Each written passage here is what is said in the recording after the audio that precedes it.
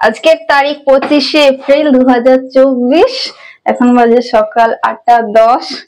জিনিসপত্র সব গোছগাছ চলছে, সব সেগুলোকে নিয়ে এখন এই রুমে যাবে। সেগুলোকে নিয়ে এখন জায়গার জিনিস জায়গায় রাখা হবে। এখনো জায়গা পাওয়া যাচ্ছে না, রাখা নিচ থেকে উপরে সেটেল করা হচ্ছে।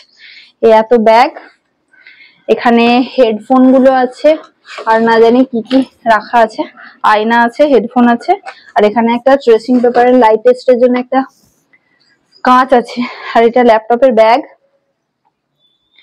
আর হচ্ছে যে অনেকগুলো বস্তা উপরে তুলে দিয়ে এসেছি, যেখানে বালিশ টালিশ গুলো ছিল ওটা ছাদে তুলে দিয়ে এসেছি। ওপর নিচ এখন এই বস্তাটা যাবে নাকি মা ওপরে? এই বস্তাটা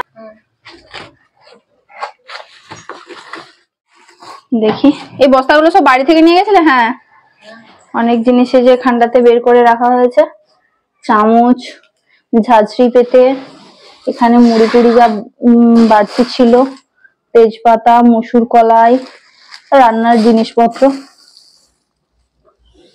এলাচ, দারচিনি, লবঙ্গ, পোস্ত, এখানে লবণ, চিনি। এই পেটিগুলোতে আছে সব বই, এত বই, পুরো একটা, দুটো, তিনটে, চারটে, পাঁচটা, ছটা, সাতটা, আটটা, এই পুরো 8টা পেটি শুধু বই আছে। আর এটা ক্যানের জল, ওখানে একটুখানি ছিল। এই জলের স্বাদটা সত্যি অসম্ভব সুন্দর ছিল, আমার ভালো লেগেছে। এখানে এসে একটু অন্যরকম লাগছিল জলটা, টেস্ট আবার ঠিক হয়ে গেছে থাকতে থাকতে। আর বাকি জিনিস ওইদিকে খানিক ট্রান্সফার হয়েছে। এটা গ্যাস ওভেনটা মনে হচ্ছে, এটা গ্যাস ওভেনটা। আর এখানে এই যে হলুদ, লঙ্কা, ধনে, জিরে, যা সমস্ত তেল মশলা যা বেড়েছিল সেগুলো নিয়ে চলে এসেছে, ভালোই করেছে। তেলটা অনেকটা আছে, বালতি আছে, তেলের বালতি ছিল। আর হ্যাঁ, এখানে এই যে অনেক টুকিটাকি জামা কাপড় কাচতে হবে। কার ওয়াল এটা ফেলে দিয়েছে। এখানে এই যে পাপোশ টাপোশ গুলো নিয়ে এসেছিল, এগুলো ফেলে দিয়েছে।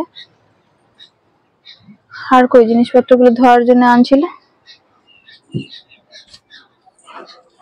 পুরো ঘাম ঝরে গেল সকাল থেকে, এক্সারসাইজ হয়ে গেছে। তলবি তলপা সব খোলা হয়েছে, দেখি কি কি।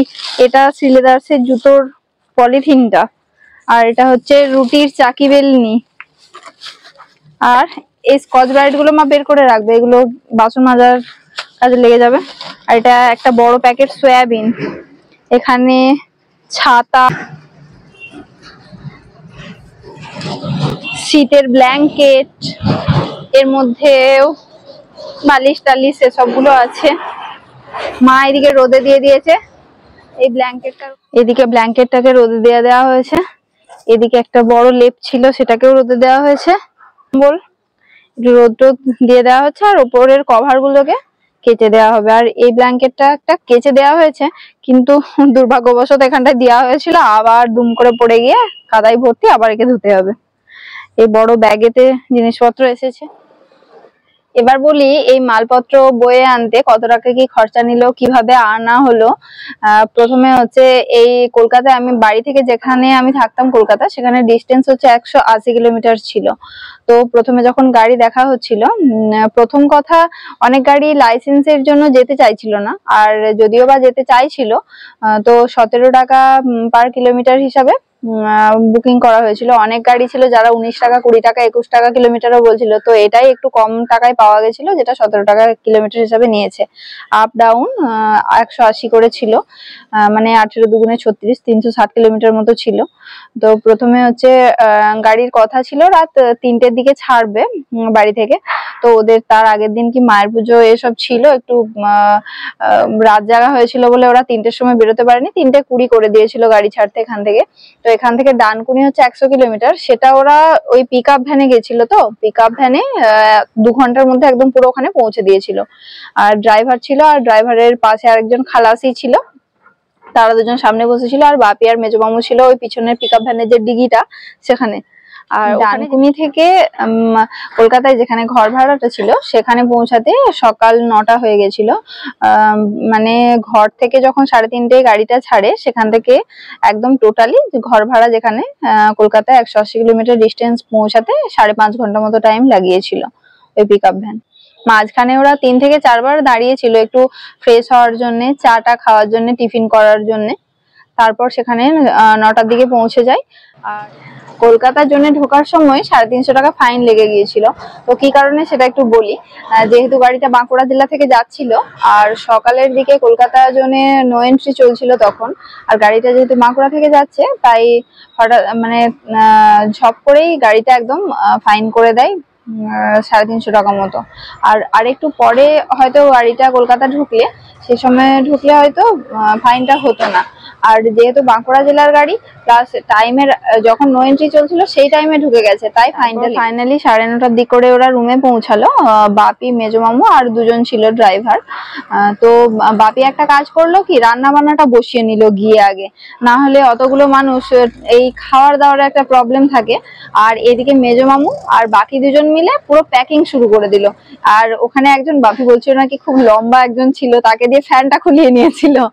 আর বাকি বোর্ড ছিল যেটা খোলানোর ছিল, এইসব যে সমস্ত জিনিসগুলো ছিল, কিছু ইলেকট্রিক কানেকশন, ব্রডব্যান্ড কানেকশন, এগুলো সব একটু ঠিকঠাক করে নিল যেগুলো যা করার ছিল।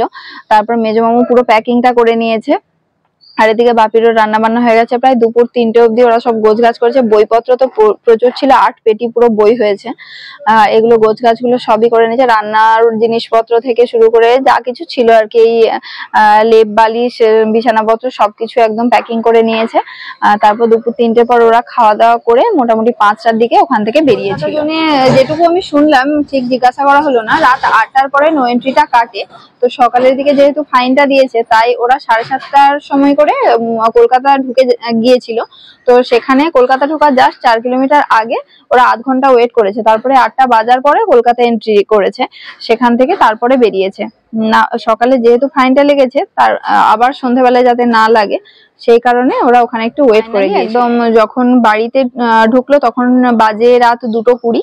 তো মাঝখানে একটু দাঁড়িয়েছে, টিফিন করেছে, নিজেরা একটু রিফ্রেশ হয়েছে, চাটা খেয়েছে। তো ফাইনালি বাড়ি ঢুকেছে 2:20। তখন ওই জিনিসপত্র কোনো রকমে রেখে দেওয়া হয়েছিল। এসে বাপি তারপরে আবার ভাত খেয়েছিল, তারপরে 3টের দিকে ঘুমিয়েছে। আবার এই সকালে বাকি সব গোছগাছ এসব চলছে। এবার বলি ভাড়া কত টাকা নিল এই পিক আপ ভ্যান। বাড়ি থেকে একদম কলকাতা, আর কলকাতা থেকে একদম বাড়ি আসতে আপ ডাউন যত কিলোমিটার হয়েছে তত ইন্টু 17 টাকা কিলোমিটার হিসাবে নিয়েছে। তো এক্সাক্ট কত কিলোমিটার আমার মনে পড়ছে না। তো টাকাটা নিয়েছে 6100 টাকা মতো, টোটাল 6100 টাকা নিয়েছে পুরো বাড়ি থেকে একদম কলকাতা আপ ডাউন। ওই ফাইনটা কিন্তু বাদ দিয়ে, ফাইনটা আমাদেরকে দিতে হয়নি, ওই গাড়িওয়ালা যে ছিল ড্রাইভার সেই দিয়েছে। বাপি, মেজো মামু এদের ওপর তো ভীষণ একদম ধকল গেছে, একেই গরম। তারপর তার আগের দিন রাত 2টোর থেকে উঠে রেডি হয়ে একদম 3টের দিকে বেরিয়েছিল। যেহেতু বলেছিল 3টায় বেরোবে তাই রেডি হয়ে একদম ওরা 3:20 দিকে গাড়ি ছেড়েছে। আর পুরো বাড়ি এসে পৌঁছেছে আবার সেই রাত 2:20। মানে পুরো 24 ঘন্টা জার্নি, তার উপরে এই গরম। ওদেরকে এখন লেবু জল খাওয়ানো হচ্ছে আর একটু বলেছি যে তোমরা এখন রেস্ট নাও। বেচারা খুব ক্লান্ত, এখন ঘুমাচ্ছে, একটু রেস্ট নিচ্ছে। আর পুরো জার্নি, প্যাকিং, আনা নেওয়া, জিনিস ট্রান্সফার পুরো ওই 4 জনের উপর দিকেই গেছে। আর মেনলি বাপি আর মেজো মামুর উপর দিকে তো অনেকটাই গেছে।